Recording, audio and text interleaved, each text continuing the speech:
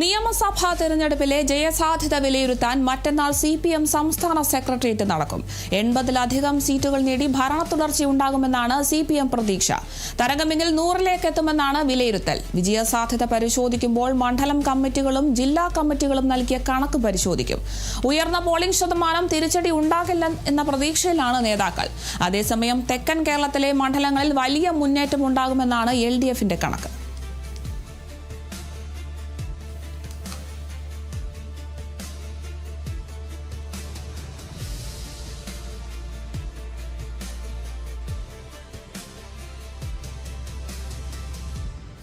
നിയമസഭാ തെരഞ്ഞെടുപ്പിലെ ജയസാധ്യത വിലയിരുത്താനാണ് ഇപ്പോൾ മറ്റന്നാൾ CPMന്റെ സംസ്ഥാന സെക്രട്ടേറിയറ്റ് യോഗം നടക്കുക. ഈ വോട്ടെടുപ്പ് മെയ് 4-നാണ് നടക്കുന്നത്. ഇപ്പോൾ ജയസാധ്യത എത്രയുണ്ട് എന്നൊരു വിലയിരുത്തലിന് വേണ്ടിയാണ് ഇത്തരത്തിലൊരു സംസ്ഥാന സെക്രട്ടേറിയറ്റ് യോഗം നടക്കുക.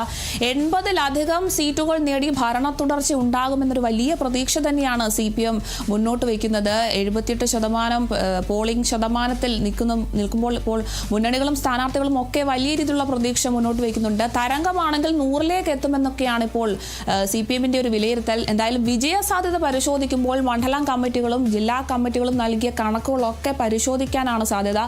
ഉയർന്ന പോളിംഗ് ശതമാനം തിരിച്ചടി ഉണ്ടാക്കില്ല എന്നൊരു പ്രതീക്ഷയും നേതാക്കന്മാർക്കുണ്ട്. എന്തായാലും തെക്കൻ കേരളത്തിലെ മണ്ഡലങ്ങളിൽ വലിയ മുന്നേറ്റം ഉണ്ടാകും എന്നാണ് LDFന്റെ ഒരു കണക്ക് പറയുന്നത്. എന്തായാലും വിജയസാധ്യത എത്രത്തോളം ഉണ്ട് എന്ന് പരിശോധിക്കാൻ വേണ്ടിയിട്ടാണ് ഇപ്പോൾ സംസ്ഥാന സെക്രട്ടേറിയറ്റ് യോഗം ചേരുക.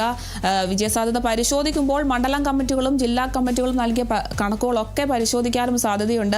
80 സീറ്റിന് മുകളിൽ നേടി അധികാര തുടർച്ച ഉണ്ടാകുമെന്നതാണ് ഇപ്പോൾ CPMന്റെ ഒരു പ്രാഥമിക നിഗമനം തന്നെ. എന്തായാലും ഉയർന്ന പോളിംഗ് ശതമാനം തിരിച്ചടി ഉണ്ടാക്കില്ല എന്ന പ്രതീക്ഷ തന്നെയാണ് LDF മുന്നോട്ട് വയ്ക്കുന്നത്.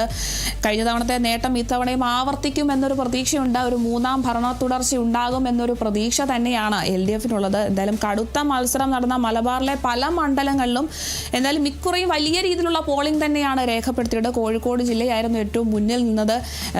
വടക്കുള്ള പല ജില്ലകളിലെയും പോളിംഗ് ശതമാനം ഒരുപാട് മുകളിലാണ്. എന്തായാലും SIRന് ശേഷമുള്ള ഒരു തിരഞ്ഞെടുപ്പ് എന്ന രീതിയിൽ ഇത് വളരെ നിർണായകം തന്നെയാണ്.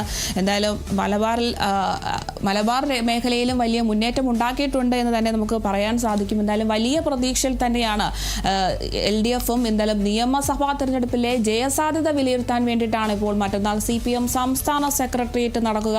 80-ലധികം സീറ്റുകൾ നേടി ഭരണ തുടർച്ച ഉണ്ടാകുമെന്നാണ് CPMന്റെ ഒരു പ്രതീക്ഷ തന്നെ.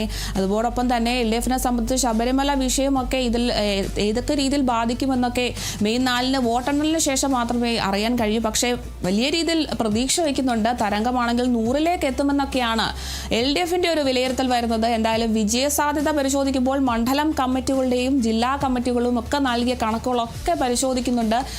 ഉയർന്ന പോളിംഗ് ശതമാനമാണ് ഇത്രയും പ്രതീക്ഷ നൽകാനുള്ള ഏറ്റവും പ്രധാന കാരണം. എന്തായാലും തിരിച്ചടി ഉണ്ടാകില്ല എന്നൊരു പ്രതീക്ഷ തന്നെയാണ് നേതാക്കൾ മുന്നോട്ട് വയ്ക്കുന്നത്.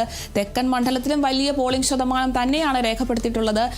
വലിയ മുന്നേറ്റമാണ് കേരളത്തിലെ തെക്കൻ മണ്ഡലങ്ങളിൽ ഉണ്ടാക്കുമെന്നാണ് LDFന്റെ കണക്ക് പറയുന്നത്. എന്തായാലും പ്രതീക്ഷയോടെ തന്നെ ഈ ഒരു നിയമസഭാ തിരഞ്ഞെടുപ്പിൽ ജയസാധ്യത വിലയിരുത്താൻ വേണ്ടിയിട്ടാണ് മറ്റന്നാൾ CPM സംസ്ഥാന സെക്രട്ടേറിയറ്റ് യോഗം നടക്കുക.